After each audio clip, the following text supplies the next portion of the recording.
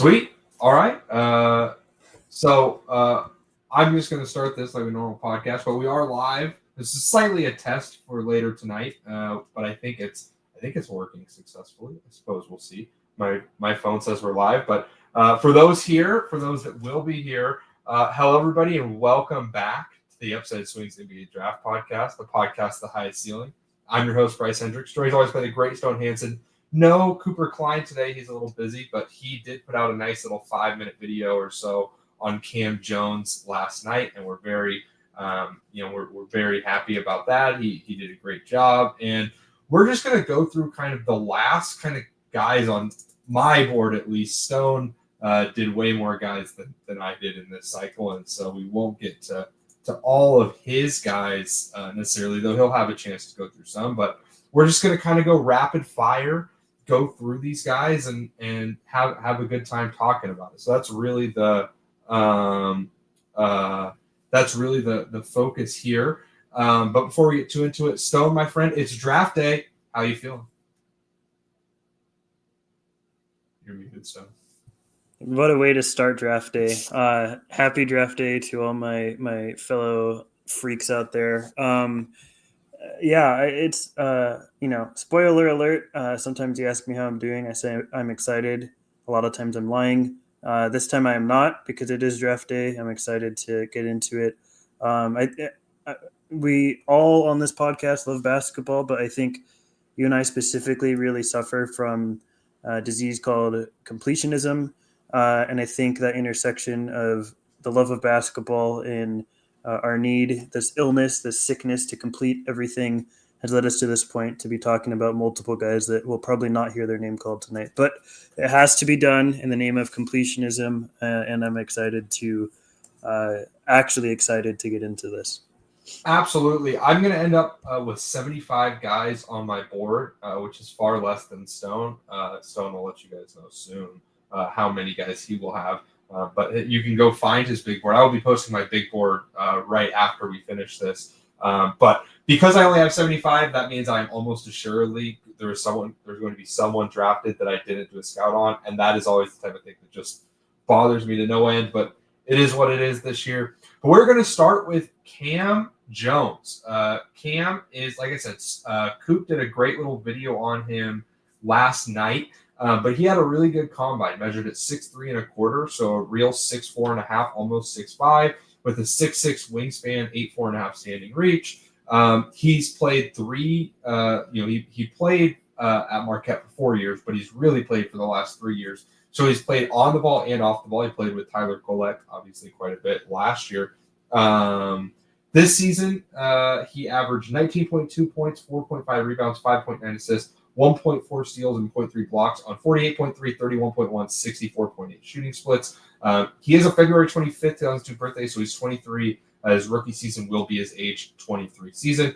There are a couple interesting stats I want to point out. He had a really high usage rate. Last year, he was much more efficient, playing a little bit more off the ball. But this year, he really proved he could be a point guard. 38% assist rate to an 11.1 turnover rate, 3.2 assists to turnover. The craziest thing, he shot really well on close twos, 64.1. He's always been a great close two shooter, never shot below 60% on close twos. And in the years where he shot with real volume, it's been closer to 67, 68%.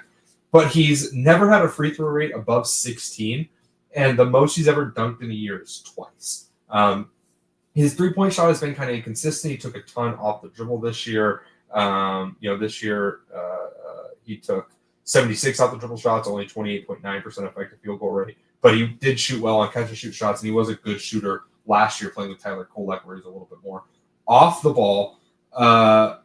Stone, I just want to hear your thoughts. Tell me a little bit, how do you feel about Cam Jones? Is he someone who really factored into your board?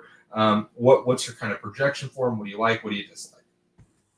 Yeah, I like Cam Jones quite a bit. If you didn't see my board by now, I believe I had him top 40.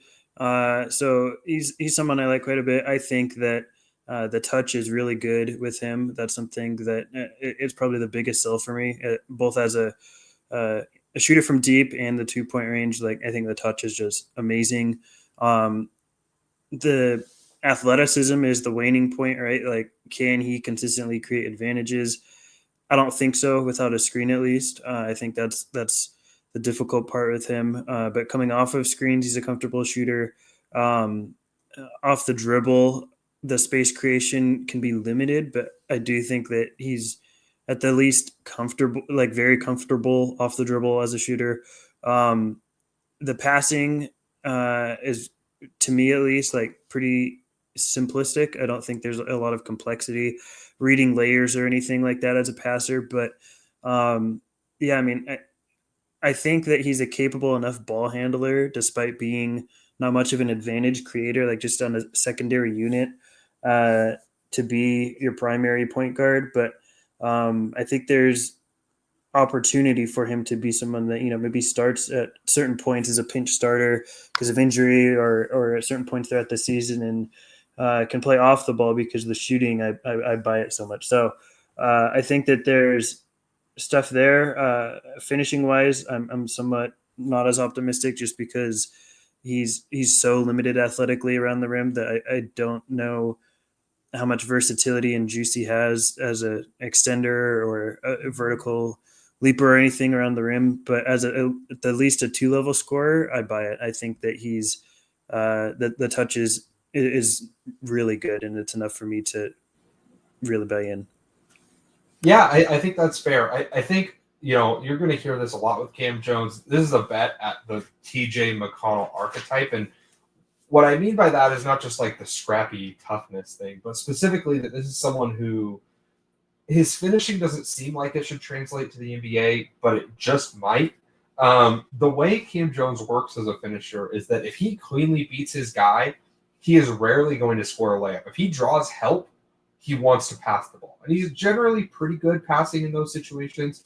He didn't play with like a great roll man this year, which I think he might be unlocked with a little bit in the NBA. He's a solid kick-out passer, but like Stone said, not a completely complex one. But what made him such a good finisher is that if he doesn't beat his guy, he's just really good at scoring on his guy around the rim off 2 feet. He uses his shoulders really well. He has great use of pivots. Just a really skilled interior finisher when he doesn't just like fully dust his guy. And then when he does fully dust his guy, he's rarely trying to finish, which is kind of a weird thing. I do think he has great touch. I think he's a really steady ball handler, especially in tight spaces for someone this big. I wish I bought the defense a little bit more. I think he is okay at times, but he got hit in quite a bit. And then some of that, Marquette had Stevie Mitchell and, a couple other guys that could guard on the ball. But I don't think he's like some crazy good defender. His screen nav isn't great. Part of the issue with being a bigger guard, that's not always discussed, is it's sometimes harder to like really get into the handle of ball handlers. Like you can't really get low and get leverage below their hips super easy. And he does struggle with that. That's not something he's great at. I think he can be a passable defender. I think there's a world that he could, even be a somewhat overrated defender where it's like, oh man, he's going to get some steals. He's going to Jose Alvarado some shit here and there. He's not that level of like, just like insane motor toughness guy, but he's solid.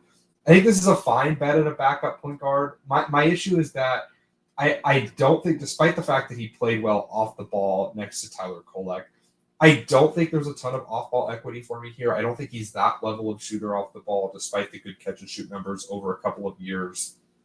I don't think he's like some crazy good off-ball mover. And he also he doesn't have like a quick first step, right? His game isn't really built to be attacking off the catch. He's built to run pick and roll, and he's pretty good at that. I think there's a world he can do that, for long stretches. And so for me, I prefer him to some other point guard bets Nolan Trail or Max Shulga, but I'm not crazy high on him. I have him, kind of in the mid 40s, right behind Wooga Poplar in terms of, I'd give him a two-way. I'd probably draft him to get him on a two-way, but I wouldn't be crazy in on him. Let's move on to a very different player. Like I said, we're just going to go kind of rapid fire through these, but I do recommend that Coop had some very eloquent thoughts on Cam last night. So please go listen to that if you're listening to this on a pod, which I will hopefully be able to get out.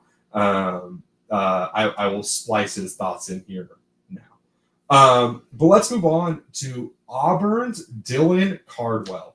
And this is a really interesting one for me because, I had very few kind of expectations going into the tape, having watched Auburn a good amount.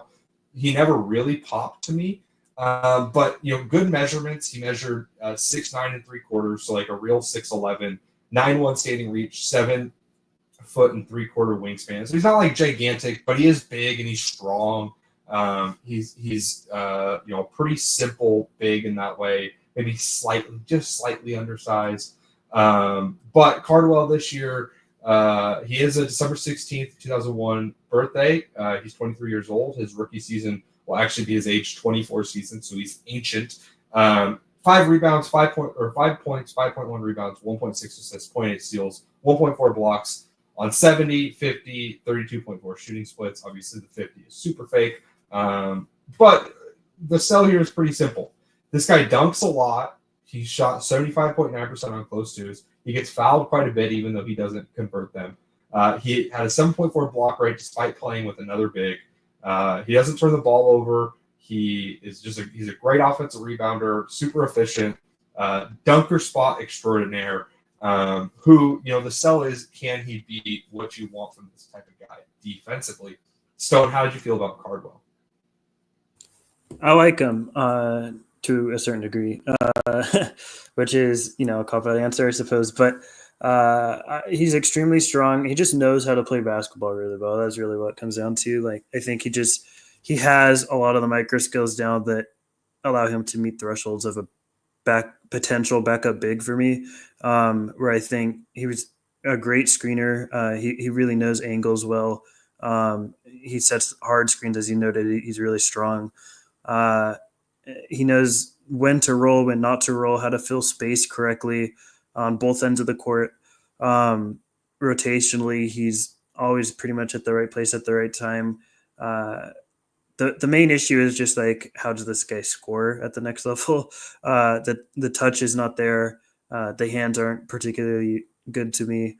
So as this sort of role man, does he meet the threshold to be able to exist on the court as a finisher? I don't know.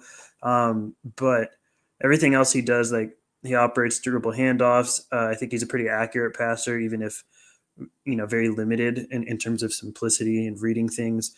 But yeah, I mean, these are the kinds of players, like the back end players of a draft, that I'm more willing to bet on than these crazy upside bets, because upside swings, I should say, because I think they just are much closer to reaching that low end threshold of NBA viability.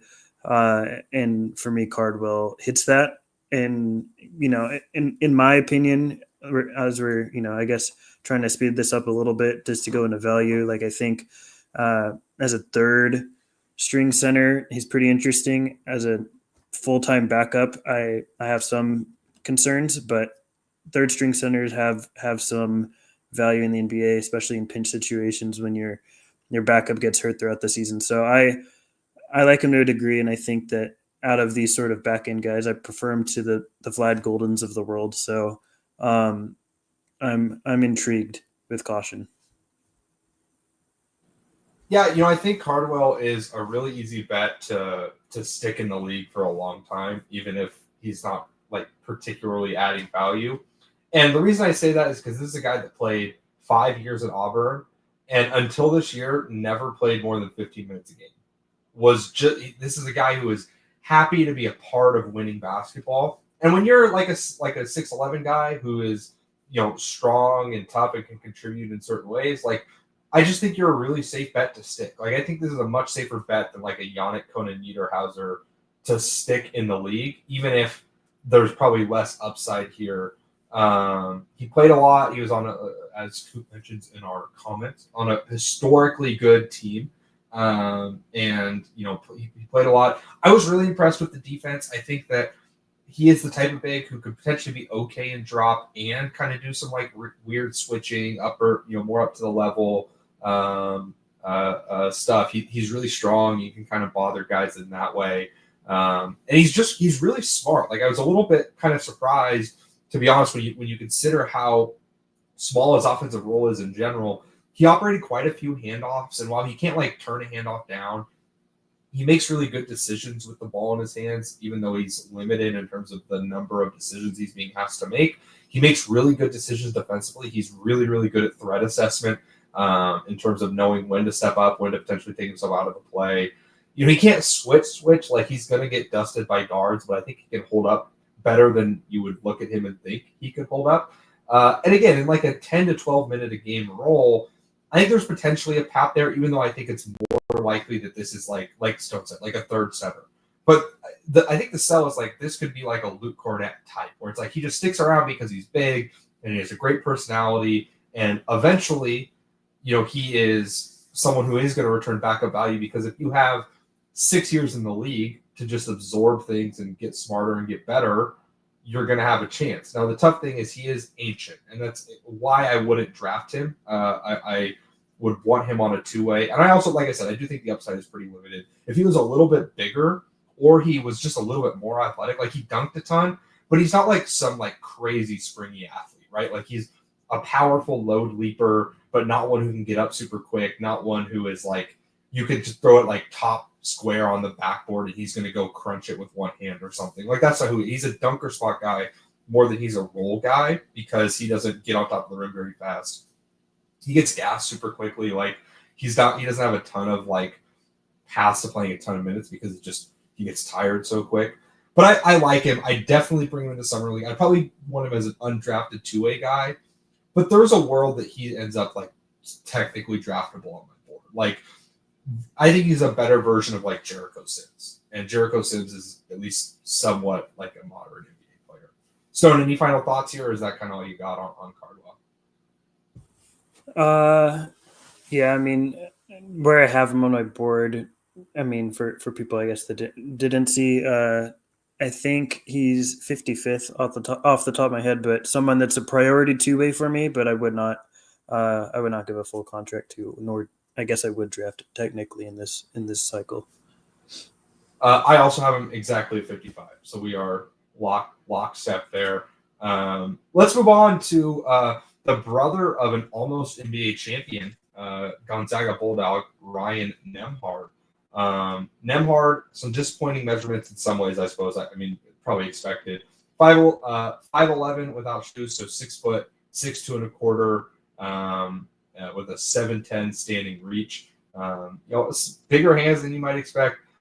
Pretty under athletic, right? Played 4 years of college, played 2 years at Creighton, and then 2 years at Gonzaga.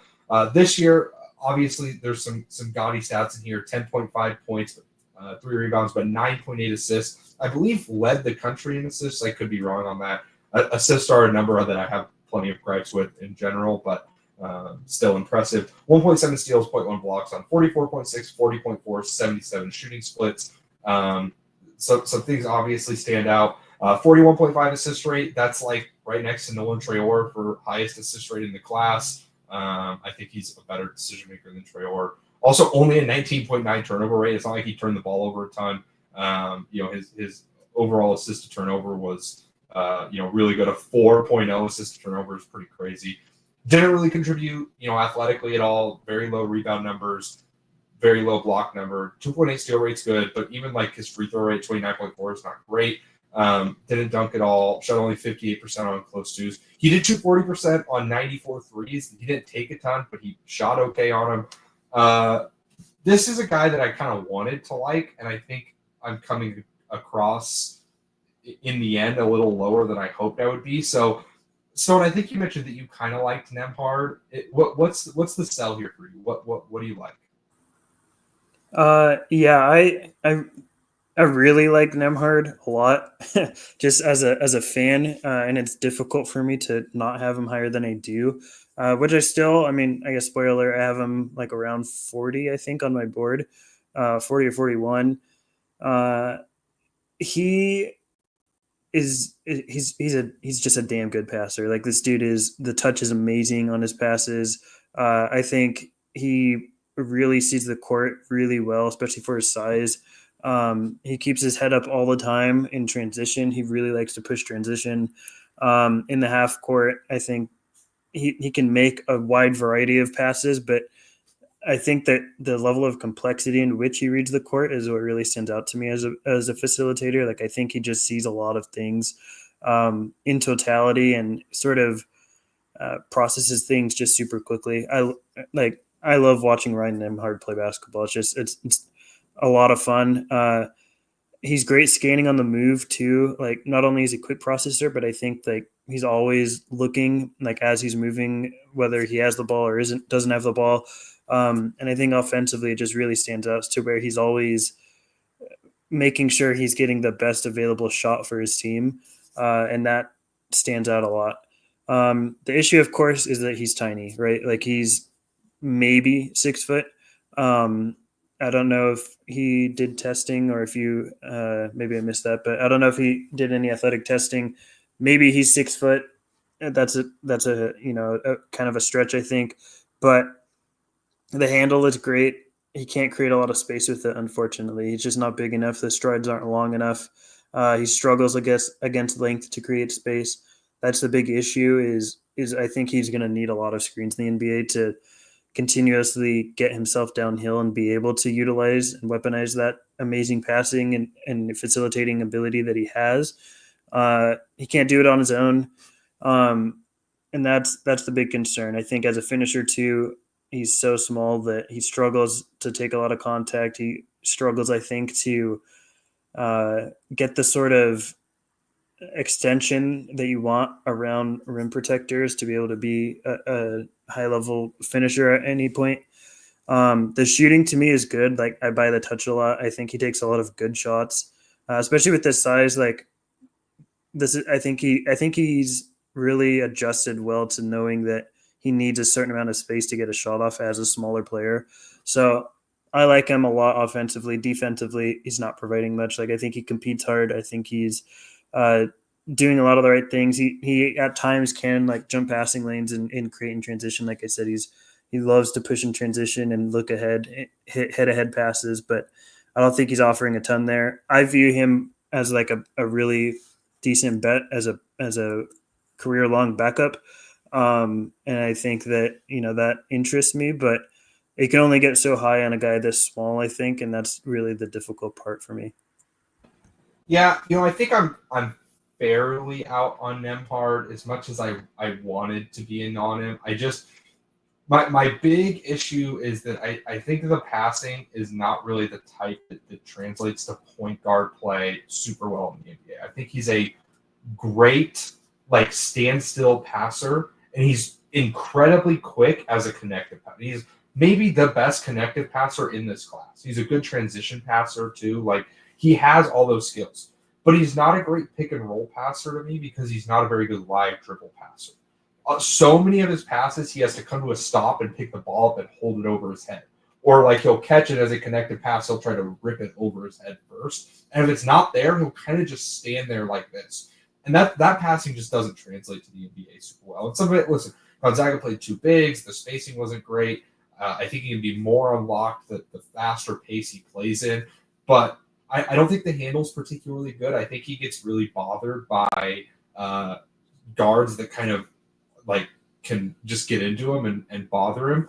And I think you saw that this year when teams weren't crazy focused on keeping Nolan Hickman off the scoreboard or anything. They would put a guy who could really guard on Nembhard, and it bothered him. And when your scoring gravity is this low, and I also think that he's just so much smaller than his brother, right? Like he's going to get compared to his brother. I think Andrew was probably a worse passer, honestly, but a better ball handler and was just bigger. And some people said things here and there. Andrew Nembhard did have outlier defensive development because he just bought into getting really strong. And maybe Ryan has that in him. But I still think, like you said, there's kind of a cap here because he's also not a particularly good athlete. Like he's a meaningfully worse athlete than the Jose Alvarados or TJ McConnells of the world, that kind of are this size profile. He's worse athletically than those guys. So I think there's a chance he sticks, but to me, he kind of seems more in the I take him on my summer league team right now, but I'm not sure I could get all the way to like I want him on a 2-way for sure. If he maybe pops in summer league, or the G League, like playing, really up paced with the better spacing, then sure. But it's tough if you can't consistently score. Let's move on to another kind of smaller guy, but someone that I think we both kind of fell in love with a little bit unexpected, and that's Javon Small. Small is a small, 6'1", 6'4" and 3/4 wingspan, 8-foot standing reach. But he's you could list him at 6'2" with a 6'5" wingspan, right? Like that's not that is fine point guard height. And we'll talk about exactly what he is positionally in a second. He is a little older. December 19th, 2002 birthday. His rookie season will be his age 23 season. But this year at West Virginia, 18.6 points, 4.1 rebounds, 5.6 assists, 1 assist, 1.5 steals, 0.3 blocks on 41.8, 35.3, 88% shooting splits. He was just overall really efficient. He dunked 15 times, 28.7% usage, 57.6 true shooting, 35.1 assist rate, 16.1 turnover rate, 2.1 assist to turnover, 2.6 door rate, 1.1 block rate are perfectly cromulent numbers. Shot 62% on close twos and 35.3% on 235 threes. A lot of off the dribble shots in there for what that's worth. He was in the 66th percentile on 190 off the dribble jump shots, 44.5%, and he was in the 79th percentile on 90 catch and shoot shots, 58.3% effective field goal rate. I like Small a lot. I think he's going to get sold as like a point guard. I think like, oh, this is a backup point guard bet. I think that's wrong. I think Javon Small is the bet at your starting point guard next to your jumbo creator. This is the, at a lower level, Javon Carter, but at the highest levels, right, like Patrick Beverly, guys like that, this is that bet for that in this class. I'll talk about the defense in a little bit, but I mainly mean that offensively. I think he can really shoot. He has a pretty good track record as a shooter. He's always been like a higher volume guy. He's always taken a good amount off the dribble. But he tends to make them. At Oklahoma State last year, 37.4% on 5.3 attempts per game. The year before that at East Carolina, only 33.3%, but he did take 6 per game. He's always got him up. He's always been a pretty good shooter. I also think he's really, really, really decisive off the catch. And he has a great first step. He is a shockingly good athlete. He will get up for some dunks that you just will not believe. He can dunk off 1, he can dunk off 2. He has a really good first step. He's not like a super complex handler, but he can really explode out of moves well. And what I want for someone like this is, can you handle the ball enough to get the ball past half court? And then can you contribute as an off-ball shooter, an off-ball screener, and attacking off-ball or second-side actions? And I think he can do that. Like, there's not like a crazy amount of star equity here or anything, but I just think he's a really good off-ball offensive player who also can dribble and pass and create for himself in moments here and there. He was on a really bad West Virginia team with once Tucker DeVries went down. I shouldn't say really bad, but a bad offensive context where they didn't have great spacing. They had a lot of guys who wanted to do the same thing, which is drive hard to the lane and get fouled. And Javon Small just kind of had to make it all work. And I thought he did that really, really admirably. So offensively, Stone, I want to start there. We'll spend a little bit more time on Small because we like it. What did you think? How did you feel about Small offense? Yeah, it's interesting you point out that he explodes well at dribble moves. That was actually something to me that stood out that I didn't think he did well, which maybe we just watched different games or something there, but I didn't. But I agree with your overall assessment that like alongside like a jumbo initiator type player, that's like the idealistic role or context for him to be in. I think he is a really solid ball handler. I think that he has really controlled moves. Like his ball handling is always under control, pretty tight. I just personally don't think that he explodes well out of them. But as like a shooter off the catch, really buy it. I think he's a really good extra passer. I agree with the decisiveness. I think as a downhill driver, he has sort of choppy strides that even if he has the space advantage, he can give it up a little bit just because the strides are pretty choppy, which is obviously a very fixable issue. I think he's a really good post-entry passer offensively. He played with I forget who the big's name was right now. It's escaping me, but Really good at throwing post entry passes, very accurate. I think he's like, I just watched Javon Small and I'm like, this is just an NBA player. Like, it was just like very, 5 minutes into his film, like this is just an NBA guy. I want to match that sentiment. Like I think that's really as much as we get lost in the minutia. Sometimes with guards, especially, that's what I want. I want to watch someone be like they just move and act like an NBA player.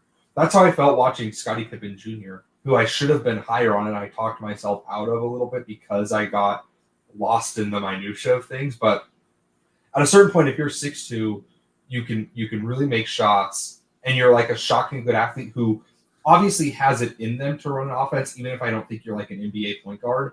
The value on these types of guys has really gone up, even if it's in more of like a bench role, right? Like just being able to get some buckets. And I want to say, I kind of agree with you that he doesn't explode out of moves like getting downhill particularly well, but I think he has a lot of lateral explosion, like to create space for jumpers. Yeah. Which, while he's not like a great off the dribble jump shooter in my opinion, I think his ability to use that to create some gravity and use that advantage as a passer is good. And I think it does point to maybe some potential to explode out of it more downhill when he's playing in better spacing.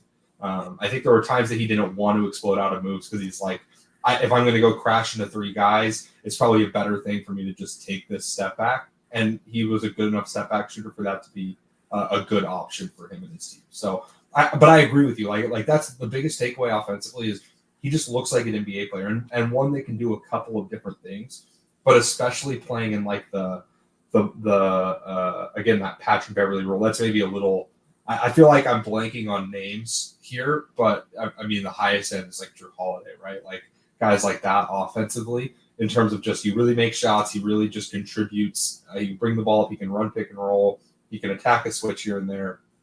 Does just about everything I want from a NBA off guard, despite being a little bit undersized, and I think that's really valuable. And then I also think the defense is pretty good. I think he's pretty strong. His closeouts are great. He has a really great feel for stunting and recovering. He can change directions really quickly. He has not yet been used, at least at West Virginia this year, as like a stopper. Like they didn't put him on the opposing team's best player a ton. But he's already shown he can do pretty good kind of locking and trailing or top locking off ball. He kind of glides through screens away from the ball really, really well. And he's just super smart. It just feels like he's always in the right place. Is he someone who's going to be like a particularly effective low man? Probably not. I mean, he's a good athlete, but he's not that type of vertical athlete, right? Where he's like Derek White, just going to like sky for 5 blocks a game in a random game or something. But, I think he can be really, really good getting on the hip of drivers, getting skinny through screens, using his hands to, bother bigger guys here and there. And while he's probably not going to be the most switchable guy, I just think he is exactly the type of guy that I think takes a big defensive jump in the league where, hey, we need you to be this level of defender. I think he has that in him. And I think he's shown that from time to time, even if it wasn't the most obvious thing on tape all the time. So, Stone, does that kind of match your feeling with him defensively? And then overall, where did you end up with Small? Yeah, I think he's just a really good help defender too. He digs really well at the nail. I think he's just provides value wherever he is defensively on the court, and I think he does everything all over the court. Like he moves all over the court. Rotationally, will come to the opposite end of the baseline, then recover back to the other end of the baseline, and obviously. He's not like a super duper athlete, and he's Javon Small, so he's not extending super far and getting long strides to be able to recover well. But uh, he's putting in the effort and has the ability to do that if he times things right. Um, yeah, I mean, I think, like you said, I don't have much to add. Like he's not much of a stopper, but he wasn't used in that role. I don't rule out that he can be against positionally like other point guards. He's probably a one positional defender in that sort of role, but I think if you're talking about him just overall in the NBA, like he could probably guard ones and twos. Real quick offensively, like just a couple extra notes I had was that when he does get downhill, I think he's a really good live dribble passer if he can get downhill, and I do think that he's really good at operating within tight spaces as a ball handler. Not that he's consistently creating advantage further out from them, but he can keep his handle alive despite like really tight ball pressure. And I thought that was pretty interesting with him. So yeah, overall, I ended up with him at 28 on my board, which I'm now that I'm talking about it, kind of thinking is too low. Maybe I would have had him a bit lower since I'm fairly confident he is an NBA player. So I'd probably have him a bit higher. You know, but he's overall ended up on my board at 28, which is probably a little too low. But Yeah, no, I have Small at 30 in my second round tier. If he was a little bit younger, I'd be a little bit higher. I'm probably actually more confident that he'll provide NBA value than maybe a couple guys I have ahead of him. But I don't know that he's necessarily worth taking ahead of those guys just because of the age. we But waited too long to record this. We would have had different boards maybe. yeah, I'm trying to. Here's what I'll say. I probably will move him up. I don't think he could ever move into like my true first round tier. And like there's no way I could get him above like Ace and Newell. But like him and Will Richard are pretty close to me, right? Like I think those guys are pretty similar bets on, just guys who are going to provide winning value. Even if I think Richard maybe has a slightly higher upside. I just really like Small. I just think Small can really play. I just think he's an NBA point guard. And the upside on that is limited. Like I couldn't get him into that first round tier by any means with like, Jace Richardson or anything. Like he's not to that level. But if you tell me 10 years from now that Javon Small had like a way better career than Jace Richardson and won an NBA championship as a bench guard, I'd nod my head and say, yeah, like I buy that completely. Like I think he is that level of guy with that level of upside. I just love the toughness. I love the feel, and I just think he can really score, and he's a shockingly good athlete. Like there will be a dunk that he has in his rookie year where he like does like a baseline cut and he goes off two and he crunches on some unsuspecting Corey Kispert looking motherfucker under the rim, and everyone posts it forever because it's like, oh, like I didn't know Javon Small of all people have this. It's like, yeah, like he's a shockingly good athlete. Let's move on to the other guy that we really love here. And that's Micah Peavy. Micah Peavy measured at the NBA Combine 6'6" and a quarter with a 6'7" and a quarter wingspan, 8'5" standing reach. So a little bit undersized, right? Like 6'7" with a 6'7" and a quarter wingspan is 3 size, but not like super great 3 size.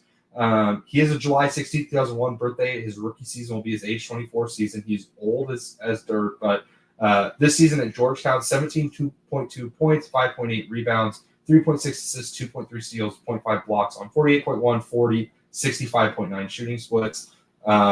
He has always had, really outstanding steal rates. This year, 3.7. The 2 years before, 2.6 and 2.7. Block rate has really fluctuated based on his role.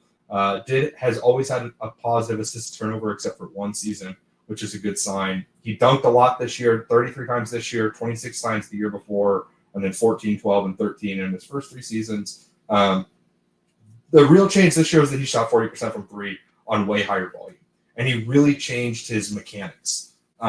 He raised his release point. He is driving his elbow more now, and he took it off the dribble. He took it off the catch. He was just a really, really confident and bought-in shooter this year. He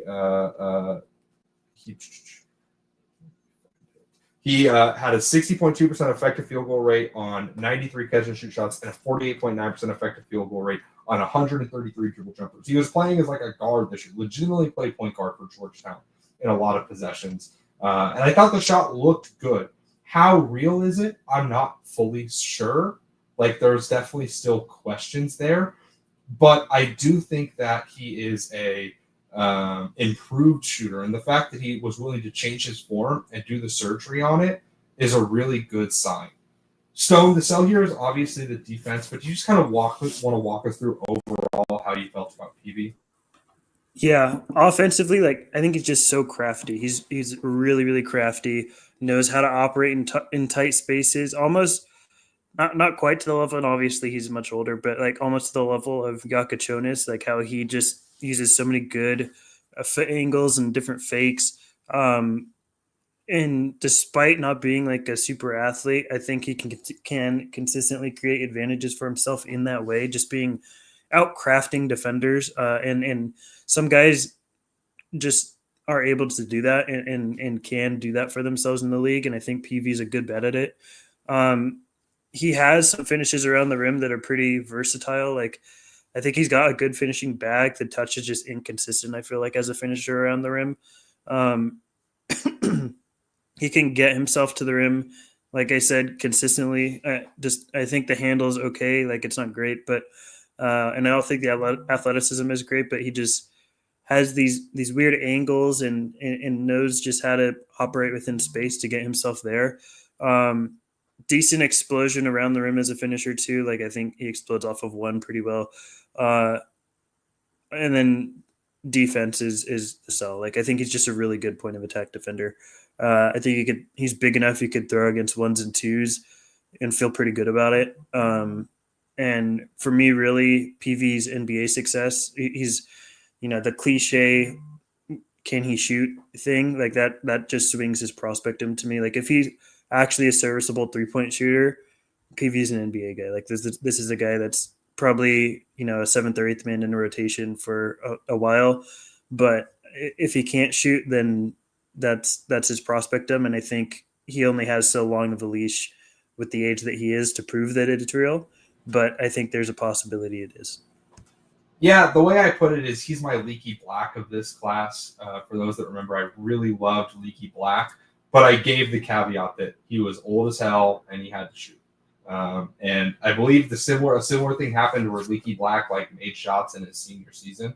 But I do think that's a bit of a concern still, right? Like, how real is this jumper? It still doesn't look great, right? Like, and every once in a while he'll still do this thing where he throws his shoulders way forward and he's way off balance. And like, how consistent can that be? I'm not sure. I do think that he is a great defender, on ball, off ball, whatever. His low man rotations are good. He's not crazy explosive off 2 feet, so like he struggles to like meet guys at the rim for blocks. He's much more of like a like crash down from the nail for a block defender because he's primarily a leaper off his left foot. But he is great at timing his steals and gambles. He reads the guard's eyes really well. He's really good on the ball. He uses his chest super well. He's really strong. Obviously, he looked extra dominant this year because he was like 3 years older than most of the players he was guarding, and that's another concern. Is just the age. But I'm with you in general that if he makes shots, if he makes shots, he's probably an NBA player.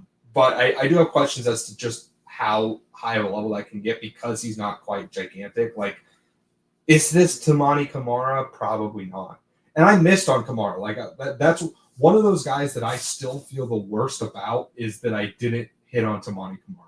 Like I should have just loved him, and I didn't. And PV, I got that feeling of like, oh, I love this guy. Like he is exactly my type of defender, where he's willing to just impose his will. He gets up on the ball. He gets through screens really well, but he's also, he's not like so overeager that he's getting beat and giving up angles because he's like just trying to do too much. Like he knows his personality, knows what he can do, what he can get away with. He's aggressive. The motor's really good, and he did that while taking on a big role offensively, and he's kind of had a big role offensively in the past as well. It's not like this is like a nothing offensive player, kind of like Leaky Black was. I think he's a pretty good passer, especially connective passing and transition passing. Transition passing is really good, and I think maybe that's where some of the upside can come in. Is like, can this be like a pretty consistent grab and go guy at times? He's not a great rebounder, but he can contribute there at least. Can he get the ball and push a little bit and be a part of things in that way? Stone mentioned he's a great 1-foot leaper. He can get up for some pretty big dunks here and there. He also got his shit checked by Ryan Kalkbrenner twice in one game trying to punch on him. So, there's ups and downs, gives and takes with that. But I like PV a lot. I don't think I can get quite ahead of like a two-way for him just because he's so old. Again, it's one of those things where it's like right now he's at 37 on my board. Do I like him more than like Jaeger Demon and Bogolyub Markovic that I have ahead of him? Yeah, absolutely, I do. But I don't think I can get like all that much higher on him than those guys because he's just older. So that's kind of my concern. Stone, where are you at here with PV? Yeah, for me, he's a priority two-way guy. I have him at 52, and you mentioned like I scouted more guys, so my board's bigger. So if I didn't have that many players, like maybe he would be closer to where you have him at 37. Um, I don't think we're probably all that dissimilar in how we value him. But yeah, he's a priority two-way for me. I technically would draft him this year though, just numerically he falls at 52. Absolutely. Let's quickly do. I think we have time. Let's start with Stone, your guy that I'm going to let you just kind of go off on because I don't have much. I don't have many thoughts here, and that's St. Thomas. St. Thomas has had a really interesting college basketball career in general. There were 2 years where he was at Loyola Chicago and he barely played. He averaged, 6 points, or excuse me, 6 minutes and 18 minutes. Played in less than 40% of the total minutes in his first 2 years at Loyola. Transfers to Northern Colorado, goes off, right? Averages 20 points per game. 4.2 assists as well. Unfairly good efficiency for someone who's that high volume, right? And then transfers to USC, and he's pretty inefficient and only scores 9.5 points. So as a senior at USC, 9.5 points, 5.9 rebounds, 4.2 assists, 1.3 steals, 0.5 blocks on 46.5, 30.3, 63.3 shooting splits. He is legitimately wing size, 6'7.5" in shoes, 6'7" wingspan. That's 2-3 size. With his strength, you would probably say, a real 3, even though the length isn't particularly good. But it's important to know, that there's some questionable numbers here. 1.8 assist turnover rate is good, but only a 1.5 block rate. 2.3 steal rate is solid. Didn't get to the line much, but he did dunk 9 times. Just didn't really shoot well from 3 and didn't take very many. And just overall was not very efficient for a pretty mediocre USC team. And then Coop mentioned Chip did bring him up on the pod because he was high school teammates with Hunter Salas a long time ago. But Stone, why do you like St. Thomas so much? I like St. Thomas because you mentioned, I think the big sell you mentioned with Ryan Nemhard that he might be the best connective passer in the class. For my money, it's St. Thomas actually. Like I think that this dude really is just dissects defenses as a passer extremely well. He's insanely gifted at having just such high feel with the ball in his hands. Like whenever he drives downhill, you think you just expect something positive is going to come from it. Like either a great pass or he's really strong. He can draw fouls. This year it didn't happen so much, and this year was really interesting considering like the track record, especially as like the free throw percentage. He's been a high 80s guy throughout his college career at Loyola, and then also at Northern Colorado, and then obviously this year it fell off a cliff down by like 23%. I think he's better than that. The shooting I think is legitimately serviceable, despite the numbers he's put up. Like I think that the touch is decent. I don't think it's bad. I think it's very workable. The real issue is he an NBA athlete? I think that's what it comes down to. And all these guys from here on out that we're going to be talking about, it's kind of like, there's probably one swing skill or flaw within their game currently that it's like if it's able to meet a certain threshold, they're an NBA player or maybe an NBA player. For me, for St. Thomas, that is I think just the explosion in the athleticism that he has. He's got real limited verticality as a finisher, poor explosion around the rim, poor explosion getting downhill. But when he does get downhill, like I said, just everything good happens out of that. He just can't get downhill himself.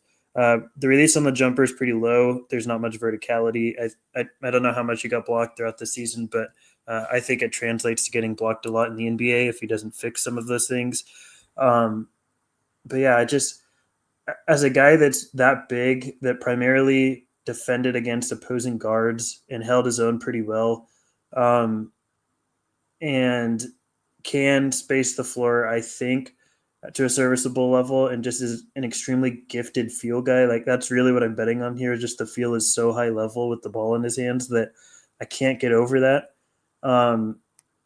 For me, he ended up as firmly draftable on my board. Like this is a guy I would spend a second round pick on, and I'm not entirely confident he sticks in the NBA. That's why he's in the second round for me. But I ended up with him at 37 on the board, and I just think that this is the kind of player personally that I'm willing to bet on, providing a lot of value. You're muted.